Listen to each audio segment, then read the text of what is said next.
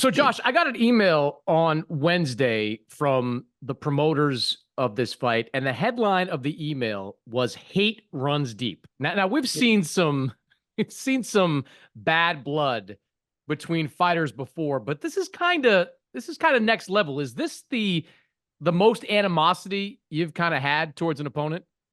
Well, to be fair, I don't feel any hate. I'm very calm, poised, and collected. To be honest, the build it hate runs deep, but I mean, I don't know Jack to hate him, so I thought it was a pretty silly headline. Hate's a really strong word, so um, I mean, don't get me wrong. Right now, if he was sitting in front of me, I'd probably stick the head on him, and give him a good old Glasgow kiss, as we say in Scotland.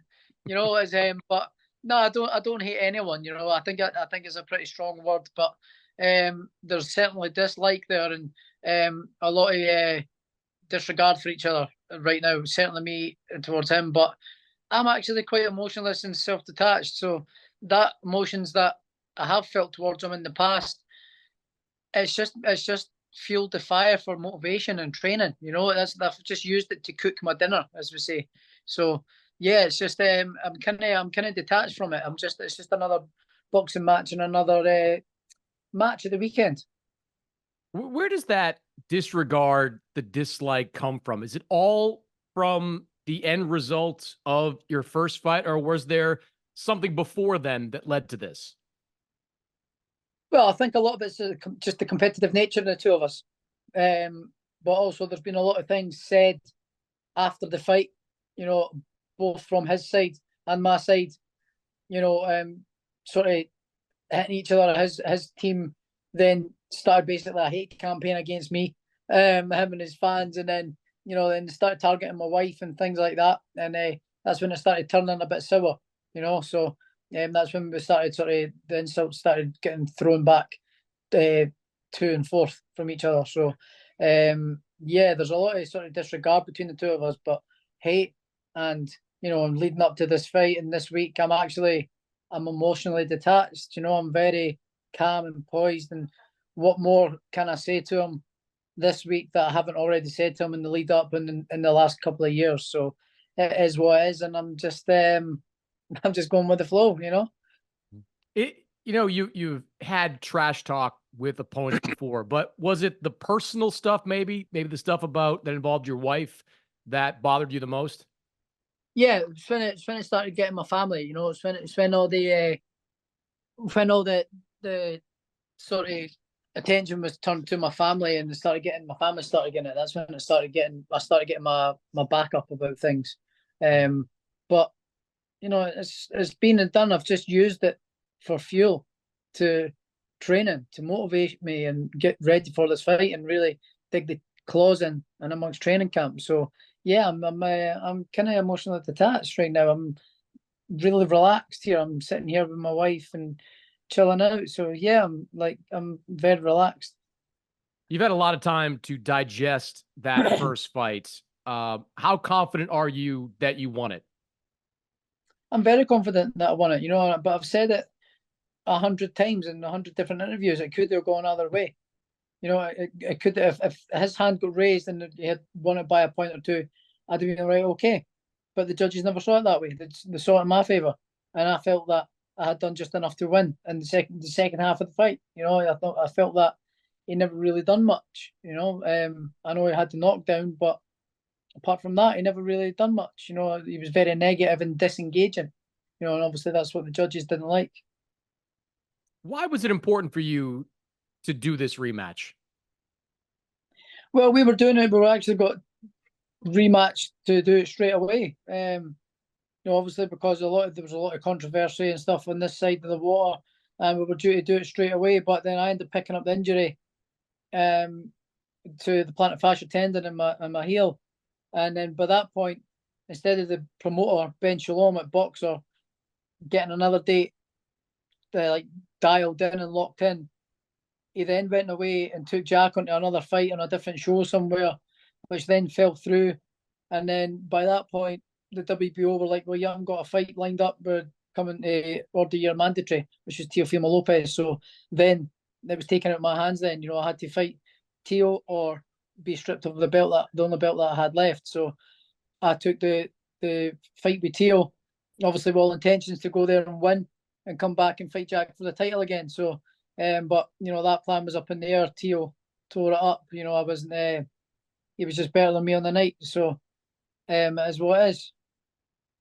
I'm not surprised that this fight is happening, Josh, because you guys are rivals. A big fight over in the UK. I'm a little bit surprised that it's happening at 140 pounds because you've talked in the past about what it takes for you to get down to 140. Was there any consideration for you to do this fight maybe at a catch weight or do this fight at 147? No, because I've done my last fight in New York against Teo. I made the weight really, really comfortable, really, really comfortable. I know it didn't seem it because it looks like my legs were like putty after 4 or 5 rounds, but that was due to the injury that I had. I couldn't get the conditioning in my legs. I couldn't do my road work. I couldn't do my leg work. Couldn't do the plyometric training in my legs. The only thing I could really do was the boxing training, and I got super fit in boxing, but I couldn't do. I get all the leg conditioning because of the injury.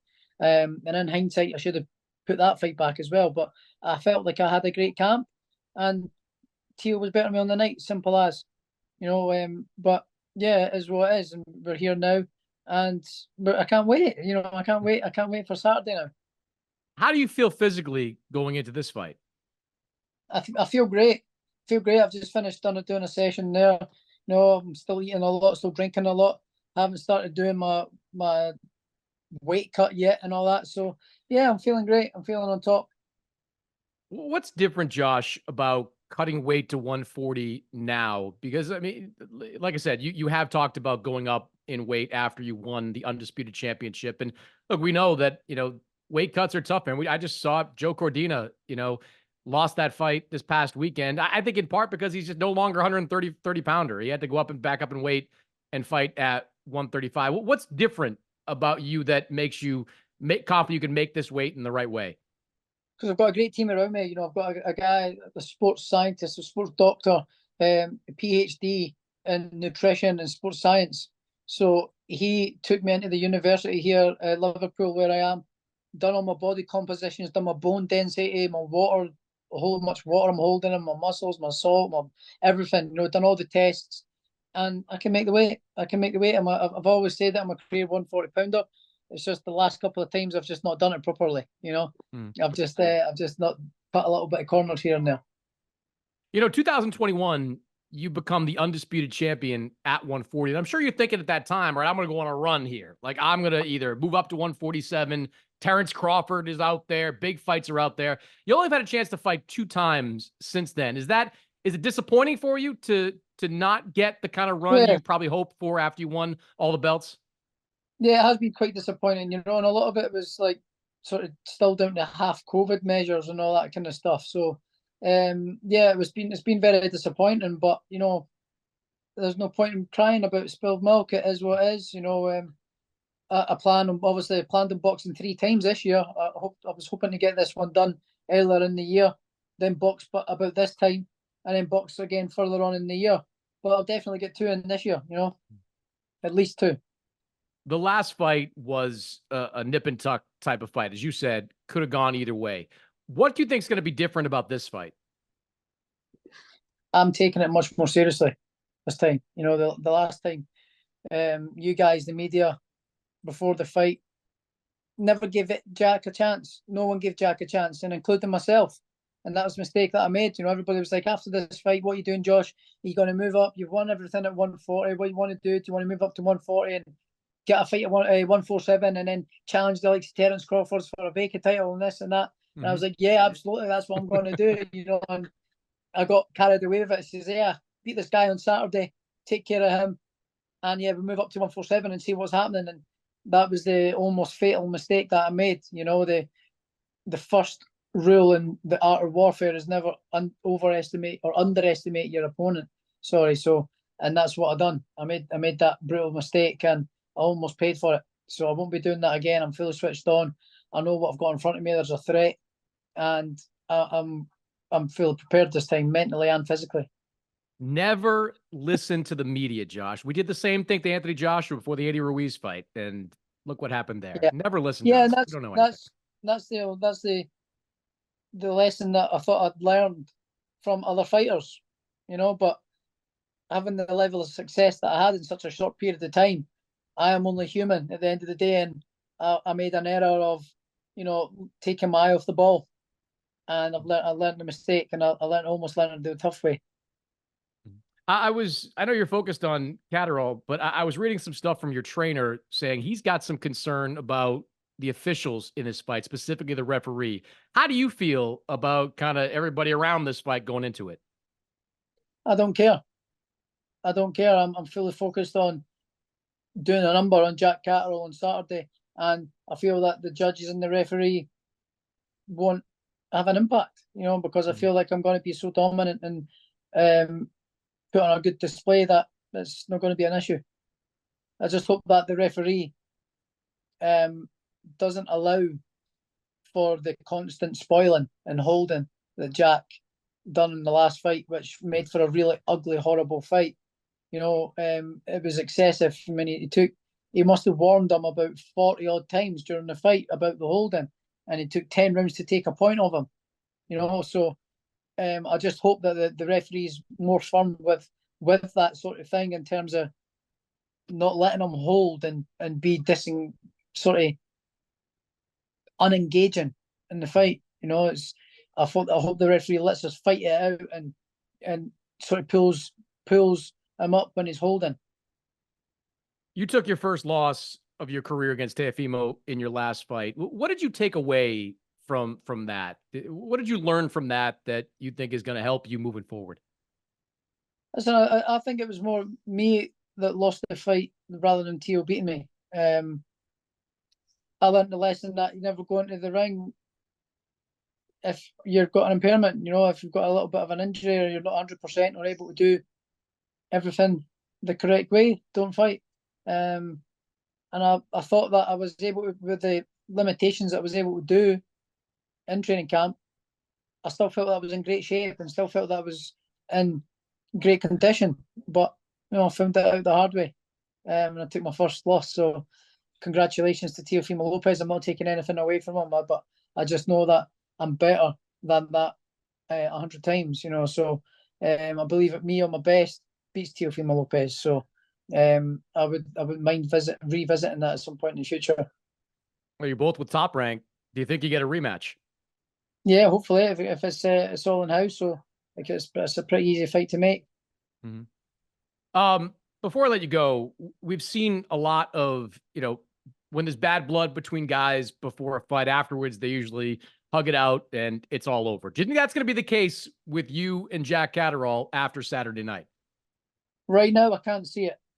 Right now, I can't see it. I can see me give him a good beating and then tell him to go. Get out of my sight. I'm sick of seeing you, sick of speaking about you, sick of talking about you, sick of hearing your name. Now, get to France, away you go. That's the feelings that I have right now. So, I mean, we'll see. But right now, nah, not a chance.